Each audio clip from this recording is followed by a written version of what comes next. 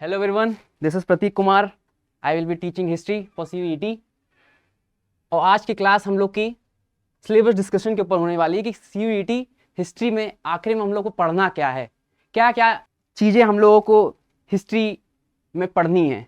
NCERT NTA ने तो बोल दिया है कि NCERT पढ़ेंगे हम लोग, लेकिन NCERT में बहुत सारी चीज़ें हैं, कुछ चीज़ों को हटाया गया है, कुछ चीज़ों को जोड़ा गया है, बहुत सारा कन्फ्यूजन है, बहुत सारा कन्फ्यूजन था कोर्स को सिलेबस से रिलेटेड। तो ये सिलेबस से रिलेटेड आज जो भी कन्फ्यूजन है इसको क्लियर कर दिया जाएगा, खासकर हिस्ट्री, क्योंकि बीए में बहुत इंपॉर्टेंट, बीए के लिए बहुत इंपॉर्टेंट सब्जेक्ट है हिस्ट्री, और हिस्ट्री पॉलिटी पे कमांड होना आपका बहुत ज़रूरी है CUET में एडमिशन लेने के लिए। तो चलिए आज शुरू करते हैं आज की क्लास सिलेबस डिस्कशन। इससे पहले कि हम लोग अपनी क्लास स्टार्ट करें, मैं आपको कुछ जानकारी दे देना चाहता हूँ कि हमारा ये रैंकस एजुकेट का ऑनलाइन प्लेटफॉर्म है, और पिछले साल इसी प्लेटफॉर्म का इस्तेमाल करके लगभग 1800 से ज़्यादा बच्चों ने BHU, DU और इलाहाबाद यूनिवर्सिटी जैसे यूनिवर्सिटीज़, सेंट्रल यूनिवर्सिटीज़ में एडमिशन लेना। और यदि आप भी सेंट्रल यूनिवर्सिटी और CUET क्रैक करने का सपना देख रहे हैं तो आपका सपना ये ज़रूर साकार होगा, क्योंकि हम अपने प्लेटफॉर्म पे फ्री क्लासेस चला रहे हैं। लगभग 8 से 9 घंटा लगातार फ्री क्लासेस चलेंगी CUET 2023 के लिए। हाँ, तो यदि आप भी CUET को क्रैक करना चाहते हैं 2023 में, अपने स्कूल के साथ ही सीधे यूनिवर्सिटी में जाना चाहते हैं, तो आप हमारे इस श्रृंखला से जुड़े रहें, हमारे इस संस्थान से जुड़े रहें। और लगातार हम लोग इस पे ऑनलाइन क्लासेस चला रहे हैं जो कि फ्री में जा रही हैं। आप यदि इस चैनल पे नए हैं तो आप हमारे यूट्यूब चैनल को सब्सक्राइब कर लीजिए। साथ में ही हम लोग का एक ग्रुप है टेलीग्राम पे, उस टेलीग्राम को भी सब्सक्राइब कर लीजिए। हमारा टेलीग्राम का ग्रुप रैंकस एजुकेट वाराणसी है, और यूट्यूब का भी चैनल का नाम भी रैंकस एजुकेट वाराणसी है। तो इस ग्रुप पे जाइए, आप जाकर आप उसको सब्सक्राइब कर लीजिए, ताकि सारी नोटिफिकेशन आपको लगातार मिलती रहे, आपकी कोई भी क्लास छूटे नहीं और आपकी तैयारी में कोई भी विघ्न ना आए। साथ में इस क्लास का यदि आपको PDF चाहिए तो आप गूगल प्ले में जाकर के हमारा रैंकस एजुकेट का ऑफिशियल ऐप है, उस पर जाके आप free PDF, current affair, quiz, free quiz, live classes वगैरह अटेंड कर सकते हैं। तो आप ये पूरी जानकारी डिस्क्रिप्शन बॉक्स में मिल जाएगी। चलिए हम लोग आगे आज का कार्यक्रम शुरू करते हैं।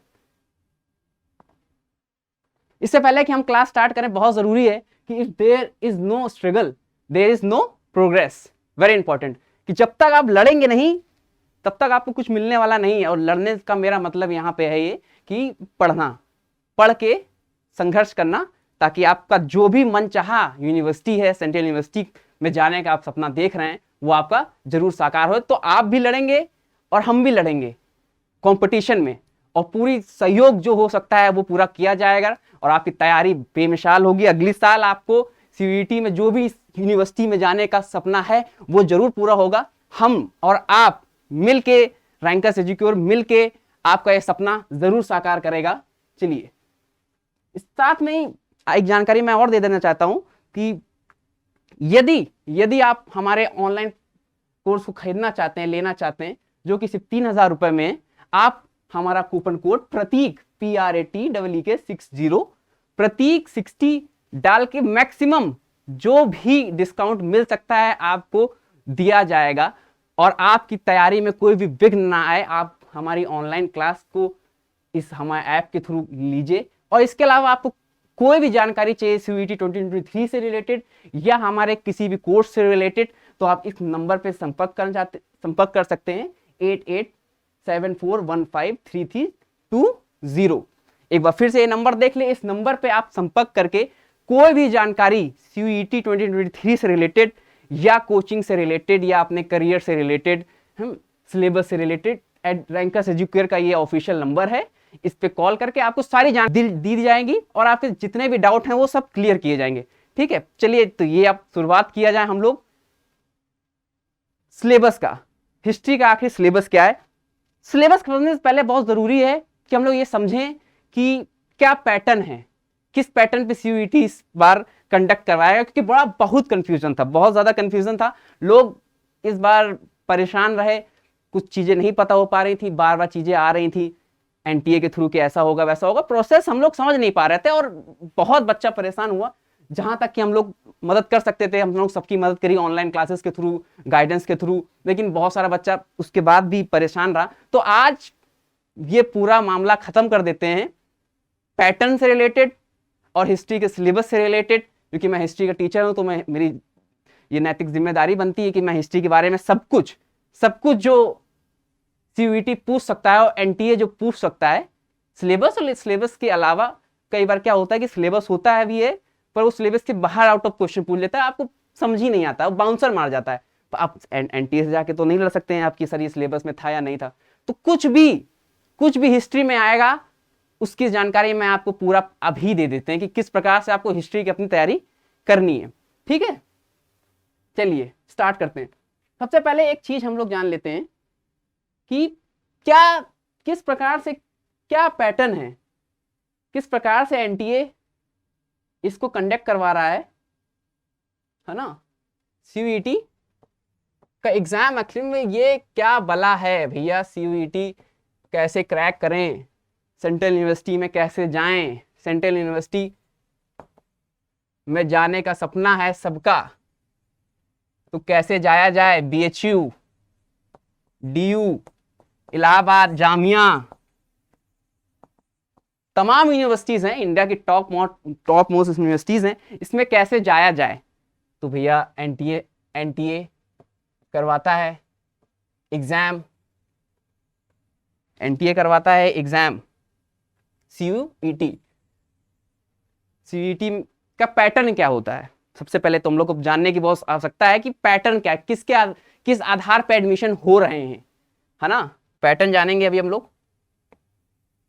पैटर्न क्या है, तो ये तीन भागों में आपका एग्जाम डिवाइडेड है, 3 पार्ट हैं आपके एग्जाम के। सीयूईटी के कितने पार्ट हैं, सीयूईटी के कितने पार्ट हैं दोस्तों, 3 पार्ट्स हैं।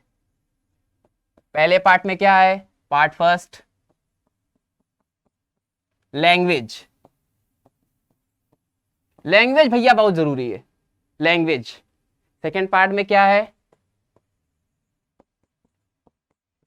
डोमेन स्पेसिफिक सब्जेक्ट, है ना। और थर्ड पार्ट में क्या है,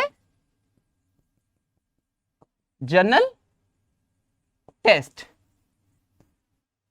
तो यदि मान लीजिए आपको बीएचयू में एडमिशन लेना है या डीयू में एडमिशन लेना है, और आपको मान लीजिए बैचलर्स ऑफ आर्ट करना है हिस्ट्री में, जैसे कि हम लोग हिस्ट्री का सिलेबस डिस्कस कर रहे हैं, तो आप ये मान के चल रहा हूं कि आपको हिस्ट्री में आर्ट बीए करना है। बहुत जरूरी है हम लोग को ये जान लेना कि कैसे जाया जाए, है ना। तो लैंग्वेज लगभग 23 लैंग्वेजेस हैं, उसको सेलेक्ट कर सकते हैं आप यहाँ से, हाँ। और मोस्टली अगर आप हिंदी या इंग्लिश, जो हिंदी भाषी हैं तो वो हिंदी चूज करेंगे, साथ में इंग्लिश चूज करेंगे। इसके अलावा भी तमाम लैंग्वेजेस हैं जो आप चूज कर सकते हैं, जरूरी नहीं है। 23।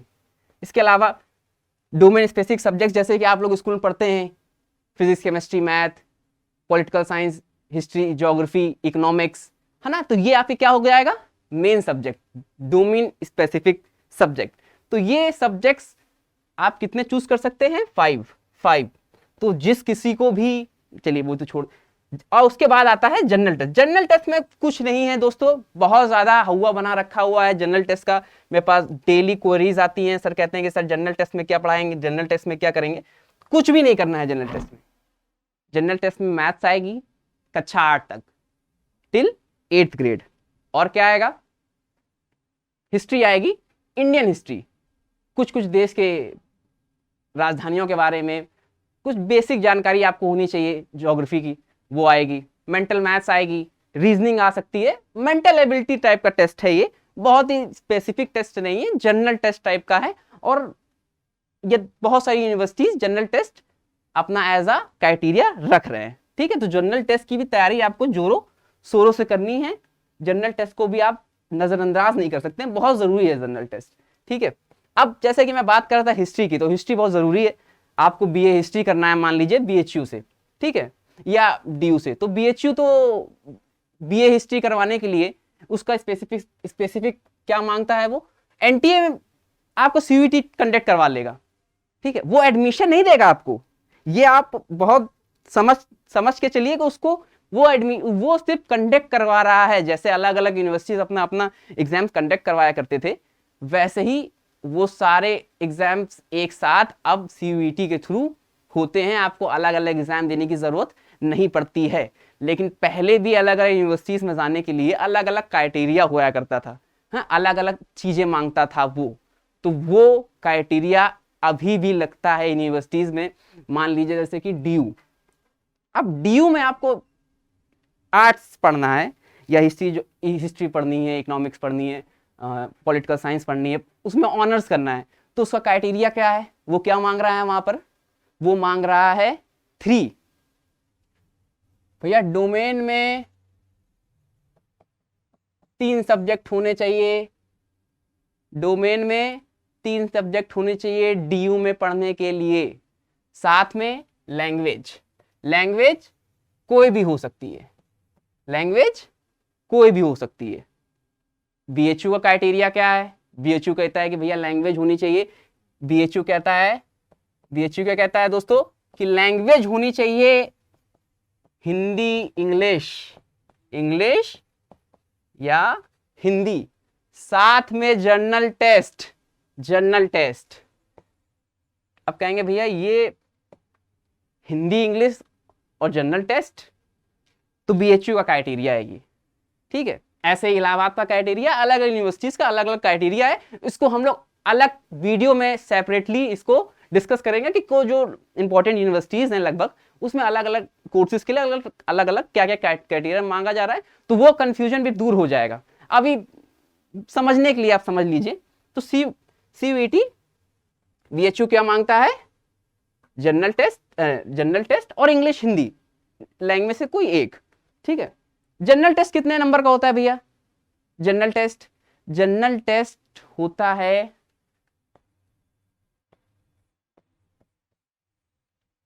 70 में 60 क्वेश्चन 75 में आपको 60 क्वेश्चन करने होते हैं। 75 में आपको कितने क्वेश्चन करने होते हैं? 60। स्पेसिफिक डोमेन सब्जेक्ट कितना का होता है सर? कितने का होता है? कितने का होता है? स्पेसिफिक सब्जेक्ट कितने का होता है भैया? 40 करने होते हैं 50 में। कितने करने होते हैं? कितने करने होते हैं? 40। तो डोमेन सब्जेक्ट में कितने क्वेश्चन आएंगे भैया? 40 क्वेश्चन करने हैं आपको 50 में। और एक क्वेश्चन कितने का है? 4 मार्क्स का। और निगेटिव मार्किंग है क्या? बिल्कुल है। और यदि आपने एक क्वेश्चन गलत किया तो निगेटिव कितना कट जाएगा आपका? 1 नंबर। तो मिलेगा तो आपको कुछ नहीं और कट जाएगा 1। और यदि आपका एक सही होता है तो आपको मिलेंगे कितने? 4। समझ में आ रहा है? बिल्कुल समझ में आ रहा है। साथ में ये तो आपको, ये तो डोमेन सब्जेक्ट कैसा पैटर्न है, कैसे एग्जाम कंडक्ट होता है, ये सब बातें हो गई। अब आते हैं हम लोग के सब्जेक्ट्स पे, कि सब्जेक्ट में हिस्ट्री, भैया हिस्ट्री का सिलेबस क्या है ना।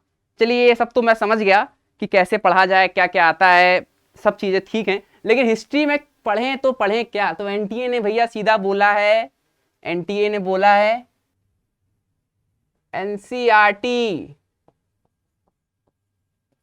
NCERT में, क्लास 12 की NCERT में जो भी है क्लास 12 की NCERT में वो पूरा आएगा। अब बोर्ड्स में कितना आता है, कितना नहीं आता है, कितना रेलेवेंट है, कितना नहीं रेलेवेंट है, वो सब बातें यहां पे नहीं होंगी। NTA ने सीधा सीधा बोला है कि भैया जो भी टेक्स, व्हाटएवर टेक्स, जो भी टेक्स NCERT में लिखा है वो आपके कोर्स के लिए क्या हो जाता है? रेलेवेंट। बहुत जरूरी है समझना ये, क्योंकि बहुत सारी चीजें NCERT में आप लोग पढ़ते होंगे, वो पिक्चर साइड में दी होती है फॉर अंडरस्टैंडिंग, ये वो फलाना ठिकाना समझने के लिए, वो आपको बोर्ड्स में मूल्यांकन करने के लिए जरूरी नहीं होता है, उसमें आपको नंबर नहीं, उससे क्वेश्चन नहीं पूछा जाता है। पर पर ये एग्जाम है कंपटीशन का, ये बोर्ड का एग्जाम नहीं है। तो कंपटीशन में वो सब कुछ पूछेगा। आपके साथ लगभग 13-14 लाख लोग बैठेंगे, एक साथ कंपटीशन दे रहे होंगे। इस बार फिर से काफी ज्यादा संख्या में बैठने की उम्मीद है। पिछली बार भी हम लोग बच्चे परेशान हो रहे थे, पैटर्न समझ नहीं पा रहे थे, उसके बाद भी काफी ज्यादा संख्या में बच्चे बैठे और काफी का एग्जाम छूट गया क्योंकि बहुत सारी चीजें हो रही थी। लेकिन अब हो सकता है कंफ्यूजन दूर हो गया हो, और हम लोग अपनी तरफ से पूरी कोशिश कर रहे हैं कि कोई भी कंफ्यूजन क्रिएट ना हो, है ना, और सारी कंफ्यूजन जो बच्चों की है वो दूर की जाए। तो इस बार भी भारी संख्या में लोग बैठेंगे। तो यह है कंपटीशन, और कंपटीशन की तैयारी कैसे की जाती है पूरी, कुछ छोड़ नहीं सकते हैं आप। जो चैप्टर्स बोर्ड के लिए रेलेवेंट नहीं थे वो चैप्टर भी हम लोग के लिए रेलेवेंट हो जाते हैं, और उससे तमाम क्वेश्चन सीयूईटी में पूछा गया था इस बार। जैसे कि मुगल एम्पायर से बहुत सारे क्वेश्चन पूछे गए थे। तो भैया ये समझने के लिए आपको ये समझना होगा कि एनसीईआरटी जो हमारी है वो हमारा क्या है, ब्रह्मास्त्र। क्या है, ब्रह्मास्त्र। और ये ब्रह्मास्त्र कितने पार्ट में डिवाइडेड है, ये ब्रह्मास्त्र भैया 3 पार्ट में डिवाइडेड है। ये ब्रह्मास्त्र एनसीईआरटी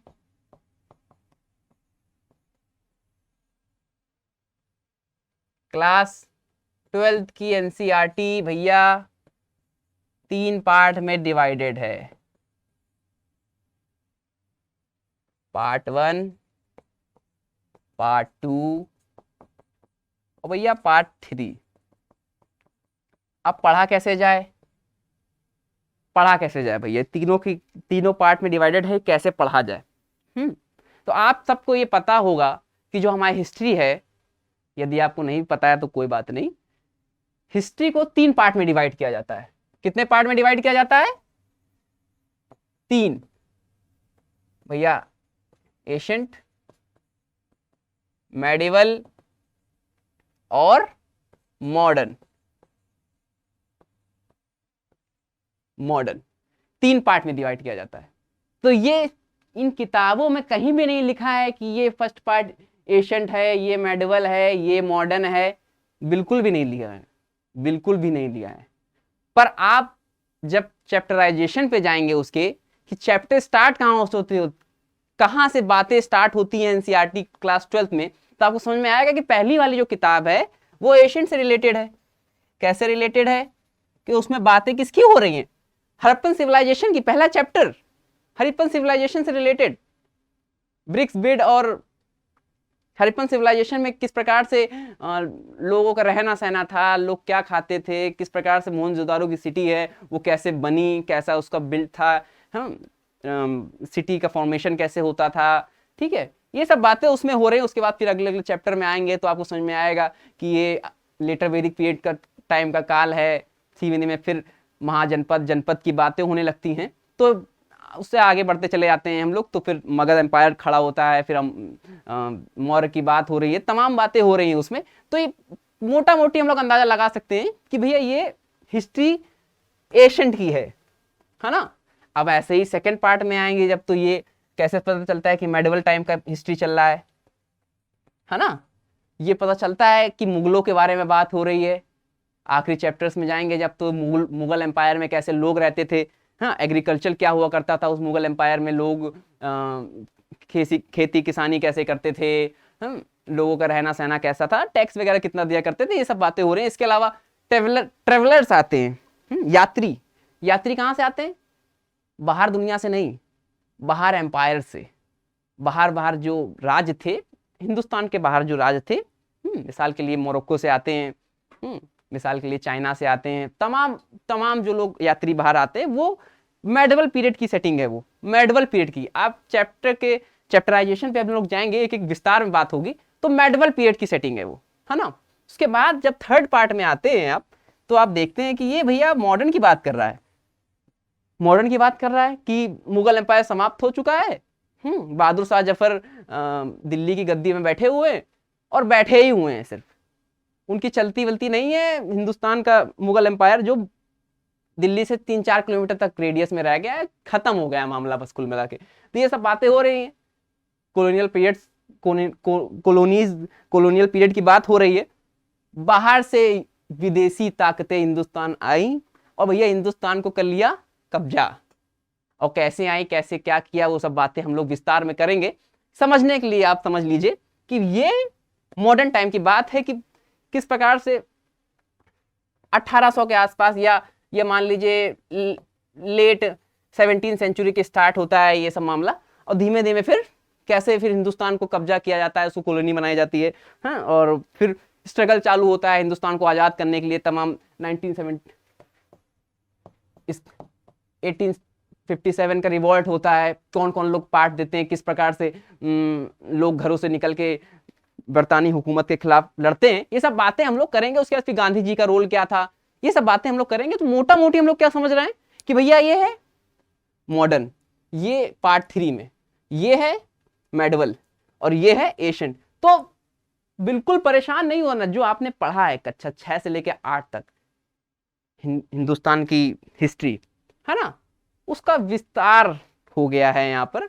और कनेक्शन में कैसे है ये कि इकोनॉमी कैसे कनेक्ट कर रही थी, उस समय की पॉलिटी कैसी थी, उस समय की सोसाइटी कैसे हुआ करती थी, है ना, किसी एम्पायर में सोसाइटी लोग कैसे रह रहे थे, आम आदमी कैसे रह रहा था, व्यापार कैसे चल रहा था, रिलीजियस थॉट्स क्या हुआ करते थे, बिलीफ्स क्या हुआ करते थे, ये सब बातें। कि सिर्फ पॉलिटिक्स से रिलेटेड बात नहीं हो रही है ना, सब मिला जुला के बातें हो रही है। एक ब्रॉडर कंसेप्ट क्रिएट किया जा रहा है कि सिर्फ भैया एक एम्पायर में सिर्फ राजा तो नहीं होता है, लोग भी रहते हैं वहां पे, है ना, दुश्मन भी होते, आसपास के पड़ोसी मुल्क कह लीजिए या राज्य कह लीजिए, वो भी होते, उनके साथ कैसे संबंध हुआ करते थे, ये सब बातें अब ब्रॉडर कंसेप्ट में हम लोग समझेंगे। और एक एक चैप्टराइजेशन में हम लोग देखेंगे जाके, तो आपको और समझ में आएगा कि भैया हिस्ट्री में पढ़ना क्या है, उसका टॉपिक कैसे कवर किया जाए और सीयूटी की तैयारी कैसे की जाए।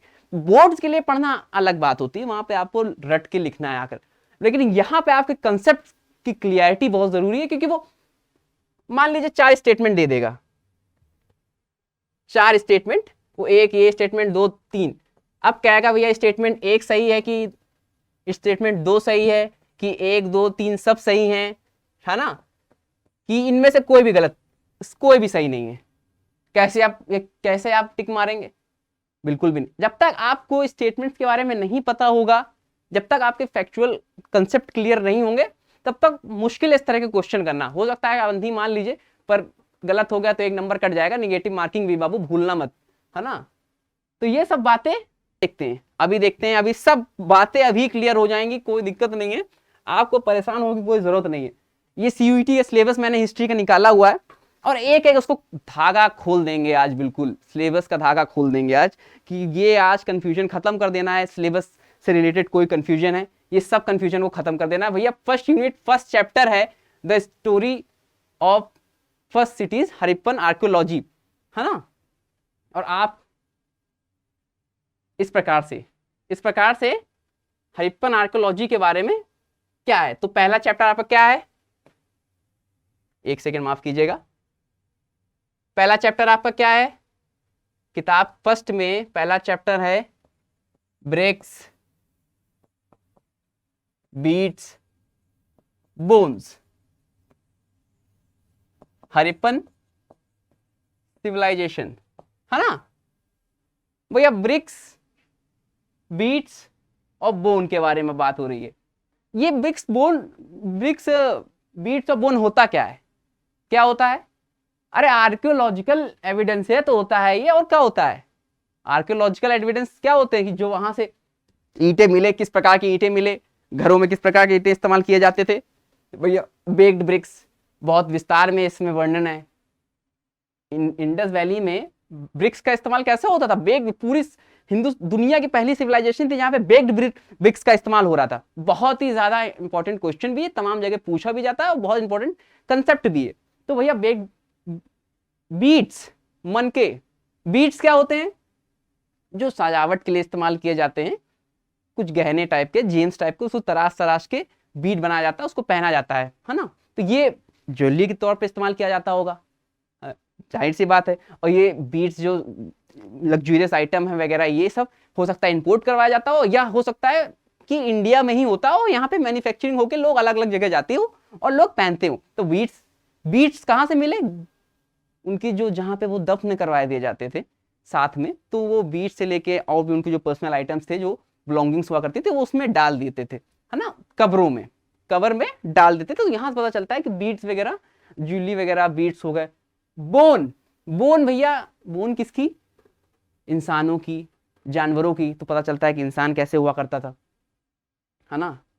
जानवर, जिस जिस जानवर की बोन मिली तो समझ में आता है कि ये हो सकता है जानवर इस्तेमाल किया जाता हो, जैसे कि ऑक्स हो गया, कैटल हो गए, ये सब कैटल वगैरह कौन कौन से इस्तेमाल किए जाते थे, है ना। कौन, जैसे कि हॉर्स, हॉर्स का एक जगह हम लोग को बोन्स मिले हैं, पर इससे हम लोग ये नहीं कह सकते कि हॉर्स का इस्तेमाल होता है। तो पूरे इंडस वैली सिविलाइजेशन में हॉर्स का कहीं इस्तेमाल नहीं होता है। तो हॉर्स रिडन सिविलाइजेशन नहीं थी कि हॉर्सों का इस्तेमाल नहीं करते थे वो लोग, है ना। और गाय थी, बुल थी, ऑक्सन वगैरह सबका इस्तेमाल होता था, है ना, लेकिन हॉर्स का इस्तेमाल नहीं होता। तो ये सब बातें हम लोग को कहाँ से पता चली? ये आर्कियोलॉजिकल एविडेंस ही तो है जो हम लोग के बारे में ये सब बातें हम लोग को पता चल रही हैं। तो भैया जो आर्कियोलॉजिकल एविडेंसेस, जो पहला चैप्टर है हम लोग का, अर्ली सेंटर्स अब्रॉड, वो में क्या होगा कि early urban centres. Early urban centres कौन हो? अर्ली अर्बन सेंटर्स कौन हो सकते हैं? जहाँ पे सिविलाइजेशन पहले फ्लरिश करना स्टार्ट करी, जहां से पनपना स्टार्ट करी सिविलाइजेशन। तो हम लोग जैसा कि जानते हैं, आपकी किताबों में दिया है और आप लोग जानते होंगे कि अर्ली और मैच्योर फेस में, और बीच का एक और पीरियड होता है, इंटरमीडिएट पीरियड भी है, और उसके बाद मैच्योर पीरियड भी आता है। जो हम लोग पढ़ते हैं वो मैच्योर पीरियड की हिस्ट्री है। अर्ली के बारे में बहुत कम जानकारी है, और उसकी साइट्स मिली हैं, लेकिन एक्सकेवेशन मतलब वहां पे चल रहा है बहुत ज्यादा। तो early civilisation, early urban centres बनते हैं। पहली सिटीज कौन सी? मोहनजोदारो हो गया, है ना, और क्या हो गया? हरिप्पा हो गया। हरप्पन सिविलाइजेशन नाम क्यों? कि पहली बार हरिप्पा में खुदाई हुई थी, वहां से पहली बार आर्कियोलॉजिकल एविडेंसेस मिलते हैं, तो पूरा नाम ही उसको किस पे दे दिया गया? हरप्पन सिविलाइजेशन पे। Archaeological reports on major sites की, आर्कियोलॉजिकल रिपोर्ट्स मेजर साइट्स की क्या क्या रही, मेजर साइट्स में धौलावीरा से क्या निकल रहा है, लोथल में पोर्ट था, वहां से क्या निकल रहा था, वहां से व्यापार हुआ करता था, अलग ओमान के साथ हुआ करता था, मेसोपोटामिया के साथ हुआ करता था, अलग अलग जगह से व्यापार हुआ करता था। लोथल उनका जो था वो पोर्ट था। तो इस प्रकार से अलग अलग जगह खुदाई हुई, मेजर साइट्स थी, वहां पे भैया पता चला कि कैसे ये सिविलाइजेशन वर्क करती थी। तो बहुत ज्यादा डिफिकल्ट नहीं, पहला चैप्टर जो आपका है वो पहला चैप्टर इसमें पूरी तरीके से विस्तृत है, मिल जाएगा आपको। How it has been utilised by archaeologist and evidences. पहले चैप्टर में आपका जो भी चीजें हैं वो इन सब चीजों के बारे में बात करता है ना, मोटा मोटी किसके बारे में बात करता था? इन सब बातों, अर्बन सेंटर्स के बारे में बात करता है, मोहनजोदारो के बारे में बात करता है, हड़प्पन सिविलाइजेशन कैसे आती है, आर्कियोलॉजिकल एविडेंसेस क्या मिलते हैं, ये सब लोग कैसे रहा करते थे, ये सब बातें वहां पे हो रही थी। अब चलिए आगे बढ़ते हैं, चलिए आगे बढ़ते हैं भैया। दूसरी स्लाइड में political and economic history, how inscription tell the story. बहुत बहुत खतरनाक बोल दिए भैया, क्या बोल दिए समझ में नहीं आ रहा है कि राजनीतिक और आर्थिक इतिहास कैसे शिलालेख एक कहानी बोलते हैं। शिलालेख होता क्या है आखिरी में? समझने वाली बात ये है कि शिलालेख इंस्क्रिप्शंस होते क्या भैया? किसी मेटल की, किसी भी मेटल या पिलर, वहां पे आपने कुछ लिखवा दिया कि भैया ये राजा थे, इन्होंने ऐसा ऐसा काम किया, यहाँ पे गड्ढा खुदवा के यहाँ पे एक मान लीजिए तालाब का निर्माण करवाया, ये लिखवा दिया गया, तो इसको क्या कहते हैं? इंस्क्रिप्शन। क्या कहेंगे? इंस्क्रिप्शन। और बहुत ही आर्कियोलॉजिकल एविडेंसेस में सबसे भरोसेमंद जो भी एविडेंस माना जाता है वो इंस्क्रिप्शन हो गए, कॉइन्स हो गए, कि किसी राज्य में किस प्रकार के कॉइन चलते, तो उससे पता चलता है कि वहाँ की आर्थिक स्थिति क्या हुआ करती थी, है ना। अब आर्थिक स्थिति अच्छी होगी तो जाहिर सी बात है कि पॉलिटी भी वहाँ की बहुत अच्छी होगी, क्योंकि पॉलिटी, जैसे जैसे पॉलिटी आगे बढ़ेगी वैसे वैसे इकोनॉमी भी आगे बढ़ेगी। जितना बड़ा राज्य होगा उतना ज्यादा टैक्स कलेक्ट होगा, उतनी ज्यादा पावरफुल इकोनॉमी होगी, है ना। तो ये सब बातें सेकंड में क्या है, ये सब बातें पॉलिटिकल और economic history from Mauryan to Gupta. ये पीरियड कितना, कौन से पीरियड की बात कर रहा है भैया? कौन से पीरियड की बात कर रहा है ये? सी। जो बातें हम लोग ने एनसीईआरटी में करी हैं वही बातें तो हैं, ये वही बातें तो हैं कि political economic history Mauryan empire में कैसी हुआ करती थी, फिर मौर्य के बाद फिर गुप्त के बारे में बात किया, इसमें अशोक के बारे में बात किया, किस प्रकार से महाजनपद बनते हैं। लेटर वैदिक पीरियड के टाइम में एक महाजनपद, पहले जनपद बनते हैं फिर महाजनपद बनते हैं, फिर वो आपस में लड़ते हैं, सबसे पावरफुल जनपद बन के निकलता है कौन सा, मगध। तो मगध में फिर और भी कौन सा एम्पायर निकलते हैं, ये मौर्य एम्पायर स्टार्ट होता है। धीमे धीमे फिर आगे चीजें बढ़ना स्टार्ट होती है, बड़े बड़े एम्पायर खड़े होने लगते हैं। तो ये सब बातें लेटर वैदिक पीरियड के टाइम की है। अर्ली वैदिक पीरियड टाइम की हम लोग आएंगे। तो ये टाइम पीरियड क्या है, सेकेंड चैप्टर ही तो है, और क्या है भैया, understanding the political economic history, Ashokan inscriptions and Gupta period land grants. Gupta period में लैंड ग्रांट्स दिए गए, जब बड़ी बड़ी जहांगीरें, बड़ी जहांगीर तो नहीं बोलेंगे, बड़ी बड़ी जमीनें दे दी गई, बड़ी बड़ी जमीनें लोगों को दान कर दी गई। इसके बारे में इंस्क्रिप्शन में हम लोग को पता चलता है, इंस्क्रिप्शंस में कि क्या क्या किस प्रकार से किसको किसको जमीनें देगी। ये सब बातें आपके चैप्टर में बहुत विस्तार से होती हैं। हाँ, interpretation of inscription by historians, तो हिस्टोरियंस का इंटरप्रिटेशन कैसे होता है, ये सब बातें हैं। तो यही सब बातें तो हैं, यही तो हम लोग सेकंड चैप्टर में पढ़ते हैं। कोई बहुत ज्यादा डिफिकल्ट नहीं है, आपको समझने की जरूरत है, आपको परेशान होने की भी जरूरत नहीं है कि बहुत ज्यादा डिफिकल्ट नहीं है। जो किताब है, जो आपकी किताब है, आपको उसी किताब में भैया सोशल हिस्ट्री यूजिंग महाभारत। अब महाभारत से लेकर के रामायण के बारे में क्या जिक्र है, और रामायण जिस पीरियड में लिखा गया, जिस पीरियड में ये लिखा गया, उस पीरियड में क्या आर्थिक और सामाजिक स्थितियां हुआ करती थी, ये सब बातें सेकंड थर्ड चैप्टर में होती हैं। Issues in social history including caste, class, kingship and gender. Class और किंगशिप और जेंडर और कास्ट के आधार पर सोसाइटी कैसे डिवाइडेड थी, और सोसाइटी एज अ होल कैसे काम कर रही थी। हाँ, पॉलिटी तो काम कर रही थी, लेकिन सोसाइटी में कैसे डिवाइड हुआ करता था, लोग किस प्रकार से रह रहे होते थे, इकोनॉमिक, वो transition and publication of Mahabharata, कि महाभारत किस कालखंड में लिखी गई, और महाभारत से क्या पता चलता है उस टाइम के इकोनॉमी के बारे में, उस टाइम के राज्य व्यवस्था के बारे में, उस टाइम की सोसाइटी समाज के बारे में। ये सब बातें थर्ड चैप्टर में हो रही हैं, कोई बहुत ज्यादा समस्या वाली बात थोड़ी ना है। चलिए आगे बढ़ते हैं। History of Buddhism, fourth chapter में बुद्धिज्म आता है। ये क्या कहते हैं कि बुद्धिज्म जो फ्लरिश कर रहा था वो मगध पीरियड से टाइम पीरियड फ्लरिश कर रहा था, और धीमे धीमे फिर बुद्धिज्म कैसे फैलता है, ठीक है। और सवाल ये कि समाज की किस प्रकार से सोच बदल रही थी उस समय, इकोनॉमी बदल रही थी, सोच बदल रही थी, तो लोगों की थिंकिंग प्रोसेस भी बदल रही थी। थिंकिंग प्रोसेस का वो और तमाम चीजों के बारे में सोच पाए थे, तो फिलोसफी का विस्तार होता है। उसी क्रम में बुद्धा आते हैं, क्या कहते हैं, सिद्धार्थ, बुद्धा का जन्म होता है, सिद्धार्थ का जन्म होता है, बाद में वो बुद्धा बनते हैं। और वही कालखंड है वर्धमान, जो जैन क्या कहते हैं, जैनिज्म का भी वर्धमान महावीर। तो दोनों का टाइम पीरियड लगभग सेम ही है। तो क्या पढ़ेंगे सांची स्तूप के बारे में, कि स्तूप का निर्माण कब करवाया गया, कौन कौन सांची स्तूप, किस प्रकार से अशोका ने स्तूपों का निर्माण करवाया, और उसके थ्रू फिर बुद्धिज्म पूरी दुनिया में फैला। ये सब बातें हम लोग करेंगे। ये सब बातें बुद्धिज्म क्या कहते हैं कि सांची स्तूप के बारे में फोर्थ चैप्टर में तो है। तब वैदिक कल्चर से कैसे हम लोग डिफर करना स्टार्ट हुए, और बाद में फिर अलग अलग विचारधाराएं बन के निकली, क्या कहते हैं, रिलीजन में। तो ये सब बातें हम लोग पढ़ेंगे किसमें भैया, चैप्टर 4 में, और ये एनसीईआरटी में है। बहुत ज्यादा परेशान होने की जरूरत नहीं है भैया। सोशल अलग अलग टाइम पीरियड पे अलग अलग अब मेडिवल सोसाइटी यहाँ से स्टार्ट हो रही है। दूसरी बुक आपकी स्टार्ट हो गई। दूसरी बुक में क्या है, पहला चैप्टर आपको ट्रेवलर से स्टार्ट होता है। ट्रेवलर कहाँ से आ रहे थे, दूसरे राज्यों से आ रहे थे, और क्या कालखंड था, देखिए आप, मेडिवल टाइम का पीरियड था, वो मेडिवल टाइम का पीरियड था। अल्बरोनी आते हैं, इब्न बतूता आते हैं, इब्न बतूता के बारे में जिक्र है आपके बुक में। और कौन से, फ्रांसिस बैरियर आते हैं, इसके बीच में तमाम लोग आते हैं। ये कालखंड जो चल रहा था, ये जो कालखंड था पूरा, वो मेडिवल सेटिंग है, पूरी मेडिवल सोसाइटी थी। तो मेडिवल सोसाइटी में बारे में क्या, किस प्रकार की सोशल लाइफ हुआ करती थी, discussion of where they travel and why they travel and what they wrote, कि उनकी किताबें थी भैया, है ना, किताबों उन्होंने हिंदुस्तान के बारे में क्या लिखा, ठीक है। अल्बरोनी से लेके इब्न बतूता, ये सब बातें होती हैं। ट्रेवलर्स क्यों आते हैं सबसे पहले तो बहुत जरूरी है, फिर उन्होंने क्या लिखा, ये सब बातें हम लोगों ने 5th चैप्टर में करनी है। ठीक है, चलिए आइए। भक्ति मूवमेंट, भक्ति मूवमेंट स्टार्ट हो रहा है भैया।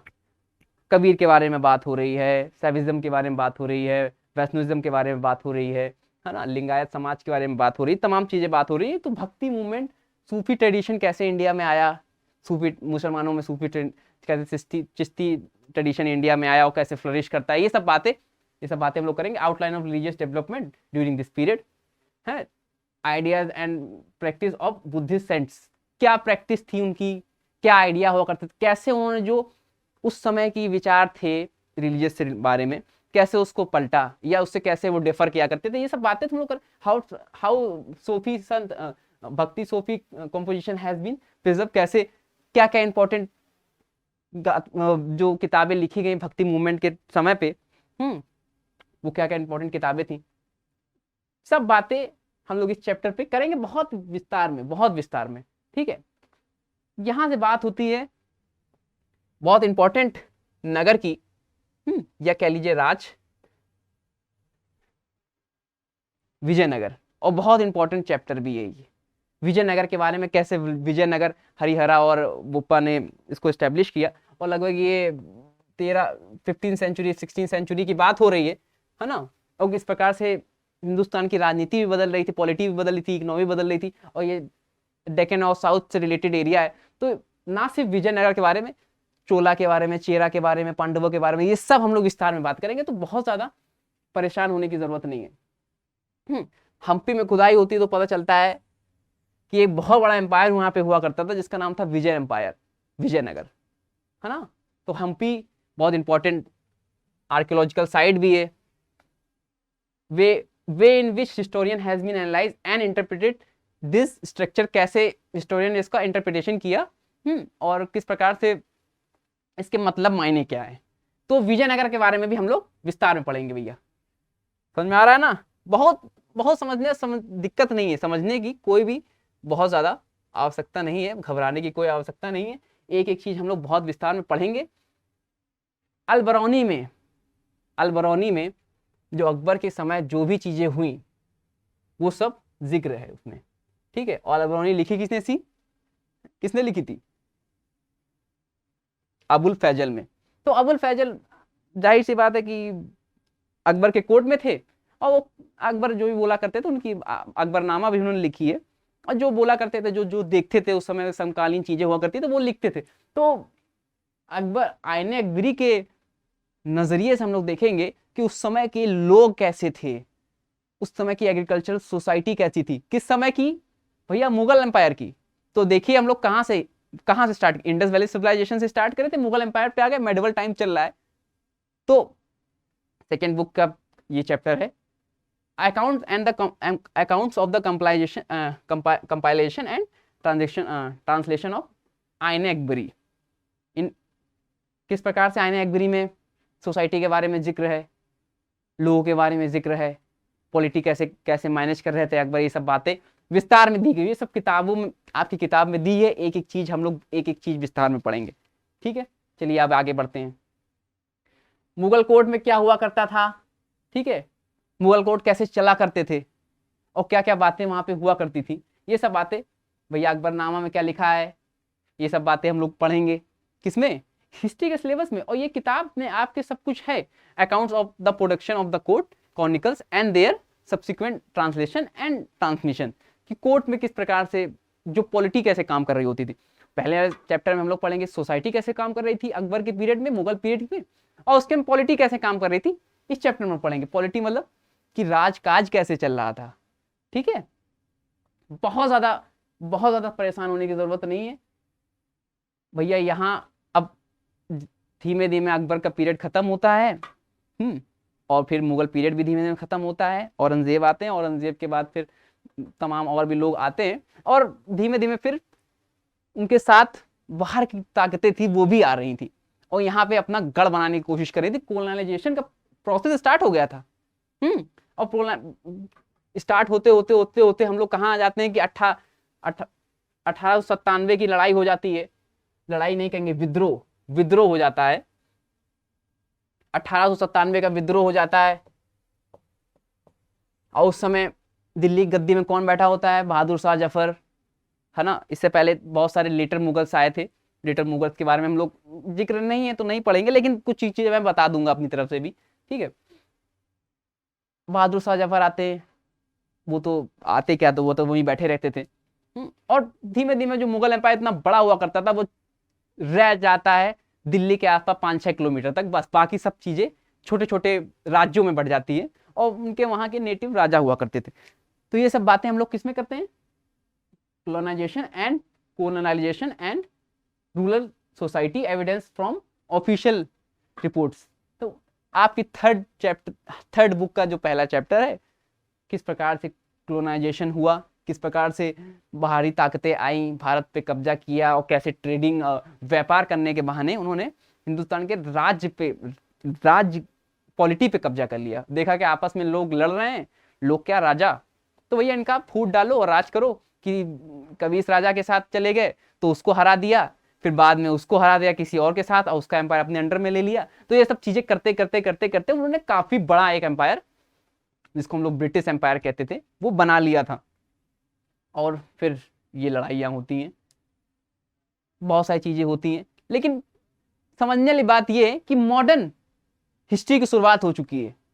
मॉडर्न हिस्ट्री की शुरुआत हो चुकी है। यहाँ से हम लोग मॉडर्न हिस्ट्री के बारे में, मॉडर्न हिस्ट्री कैसे रची गई है, क्या रोल था, इसके बाद आगे हम लोग पढ़ेंगे कि गांधी जी भी आते हैं, फिर ये लड़ाइयाँ होती रहती हैं, फिर कांग्रेस का गठन होता है, फिर नरम दल गरम दल, ये सब चीजें होती रहती हैं, सब बातें होंगी आगे। अब भैया ये रिप्रेजेंटेशन ऑफ 1857 कि कहाँ कहाँ से किसने किसने कहाँ से लड़े, ये आम जनता लड़ रही थी लड़ाई, और जो छोटे छोटे राज्य के राजा थे वो अपना सोवरेनिटी बचाने के लिए, अस्तित्व बचाने के लिए, अपने राज्य का अस्तित्व बचाने के लिए, अपनी अस्तित्व बचाने के लिए लड़ रहे थे आपस में।